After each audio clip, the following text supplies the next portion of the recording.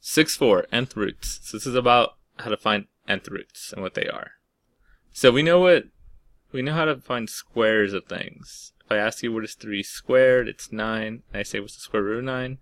You go, it's 3. These are inverse operations. Well, the same thing with nth roots. If I ask you what is 2 to the 4th, I expect you know it's 16. If I ask you what the 4th root of 16 is, it's what times itself 4 times get to 16, that would be 2. Because again, these are inverse operations. So some examples up here. X cubed equals 64. So the cube root of 64 equals 4.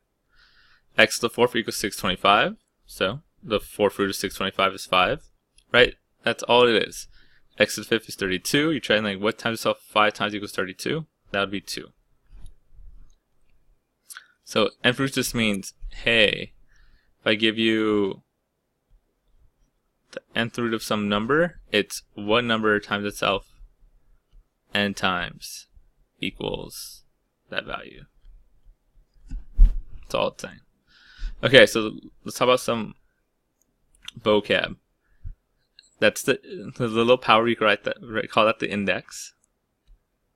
Right, that's a radical sign, duh. And this is a radicand.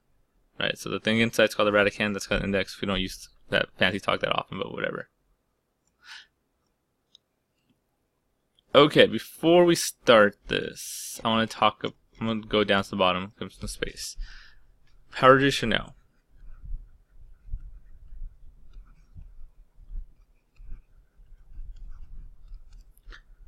So we get to the point where there's powers, we should know some powers of certain values. So like 1 to any power we know is 1, that's not a big deal.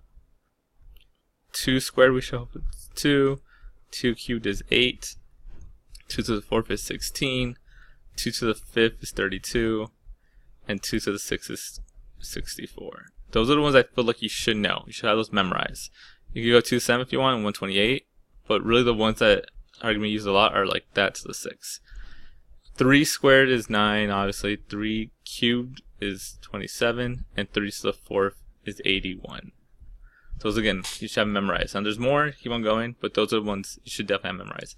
All the rest, you should kind of give them to their power, right? So 4 squared is 16, 4 cubed is 64, 5 squared is 25, 5 cubed is 125, 6 squared is 36, 6 cubed is 216. What am I at? 7 squared is 49. 7 cubed is 343. And so on. So like those are the ones you really should have memorized. It's to make your life so much easier, especially for the next probably 2 chapters. You really have to know your powers. 2s are super important because we use them a lot because we can make small numbers. But 3, 4s, 5, 6, 7s, you have to know those basic powers. We know those, it makes your life so much easier for the next chapter and a half. So let me go back. Remember back when I did a square root of 9 and I said it's 3? That's actually not totally true. Right, there's 2 answers. When you take the square root of a number, you get plus and minus 3. Because negative 3 times negative 3 equals 9. And 3 times 3 equals 9. But to ignore the confusion, and really what we mostly talk about is the positive one. We call that the principal root, the positive value. So when you see me write answers there, we generally write with the principal root in mind. Oh, let's talk about variables before I forget. So that's how we do variables.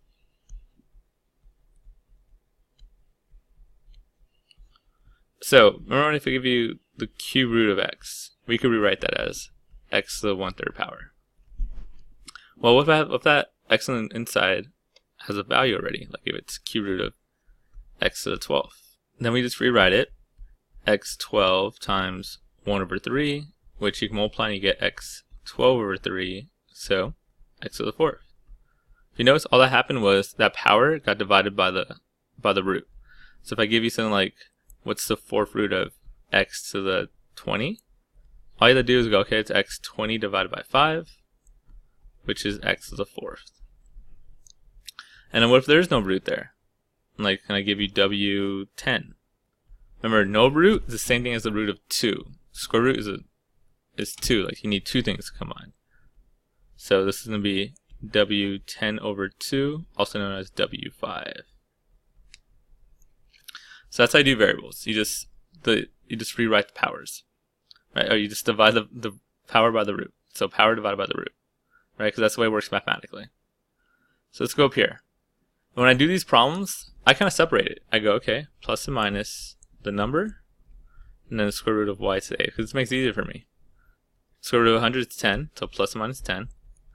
And then, again, all I'm going to do is divide the 8 by the root there. There's no power, so it's a 2. 8 divided by 2 is 4, so this is y to the 4th.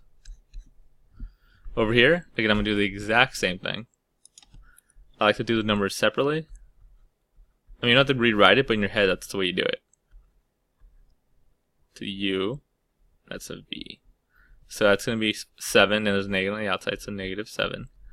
And then again, all you're doing here is dividing each one of them by 2, because there's no root, the root's 2. So 8 divided by 2 is 4, and 12 divided by 2 is 6.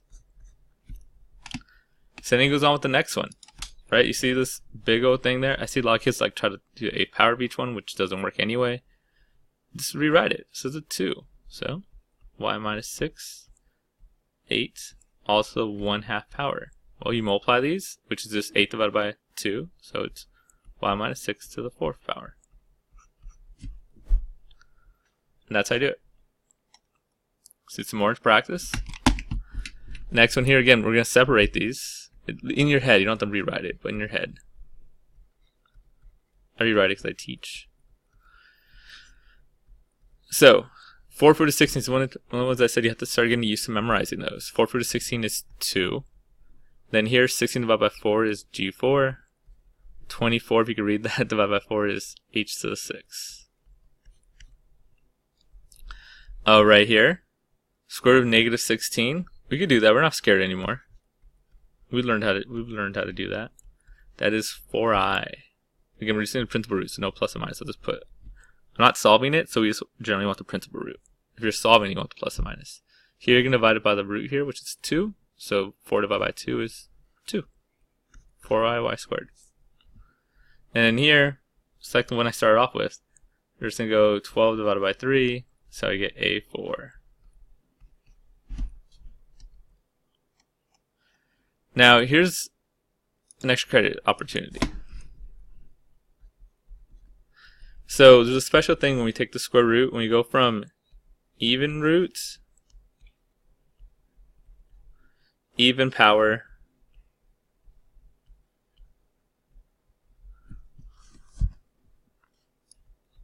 to odd root.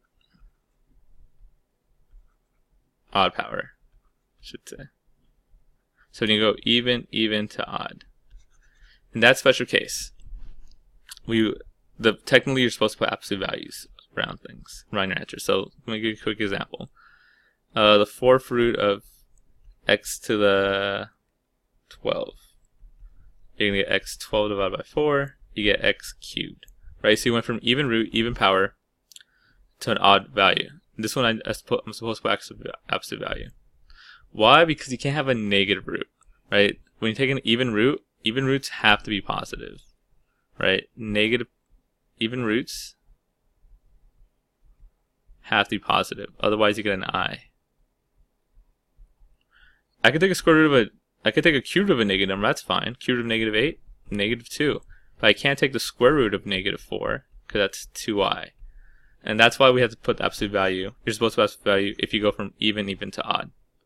Because if it's even, that means it has to be positive. But then if you get an odd value, it could easily be negative. Negative 2 cubed is negative 8. So you put an absolute value there. Again, it doesn't really matter when we talk about principal roots. So the book kind of ignores it after this lesson, after this particular moment. But technically, when you go from even root, even power to an odd power, you're supposed to put absolute value there. Because you have to make sure it's positive, so otherwise you get an I. That's it. So if you do it, I give you extra credit. If you don't, I really don't care, because most of the time we care about principal root anyway. Anyway, to get back to this problem, we're going to separate it, right? Cube root of 27 is 3. 18 divided by 3 is B6. And then C12 divided by 3 is C4. Again, no absolute values because, first of all, it's an odd root, so I don't care already. Right? It's only even to odd. Even to odd is where I care. So the next one, again, we're going to separate in our head.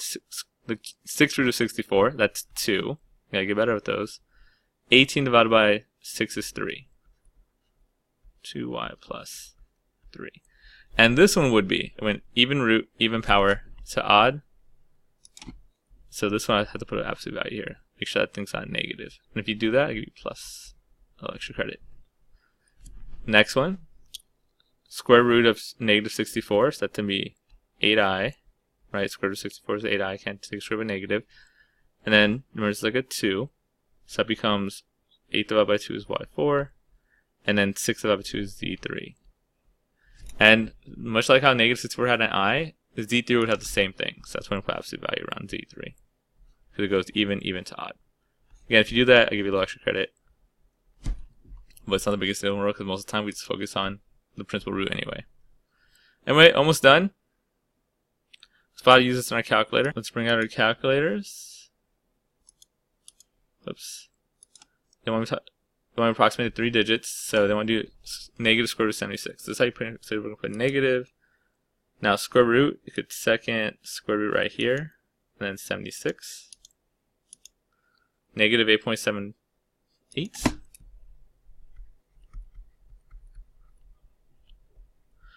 Approximately. Almost right the negative.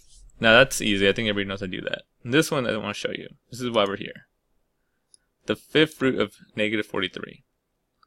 Now again, I could take a square root of a negative there because it's fifth root, so it actually works. How do you get the fifth root though? You don't see it on here. You have to go to math. And if you go down to the number 5, that lets you put any power you want. So you put that there. That lets you put any power you want. Let's change the answer to 5. Then negative 43. And you get negative 2.122. Now that's one way to do it. I'm going to show you another way to do it also. Another way you can do is you can rewrite this. That's the same thing as saying negative 43 to the 1/5 power. So that's another way you can write it, put it in your calculator. So if you go parentheses, hit the path of parentheses, negative 43 to the 1/5 power, give you the exact same answer. So 2 ways you can do it in your calculator. Okay, let's finish this up. One last one. An application problem wants to increase the size of the boxes it uses to ship orders. The new volume n is equal to the old volume v times the scale factor cubed. So they're saying the new volume is n, and the old volume is v, and the scale factor is f cubed. You can see the formula right there. So n equals v times f cubed. Now keep in mind what everything means. So this is new. This is old volume. This is old with 1L. Scale factor. It's an S. What is the scale factor if the old volume is 0.8 cubic centimeters? So that's this, 0.8. And the new volume is 21.6 cubic centimeters. So the new one is 21.6. They want to know what the scale factor is. So again, application problem, we can use our calculator. We're going to divide by 0.8. Just solve for f. 21.6 divided by 0.8. These real world problems in the real world ugliness of decimals. And I get 27. That worked out nice. I take back what I just said. 27 equals f cubed, and then you cube root it, and the scale factor is 3. So there we go. That's the lesson.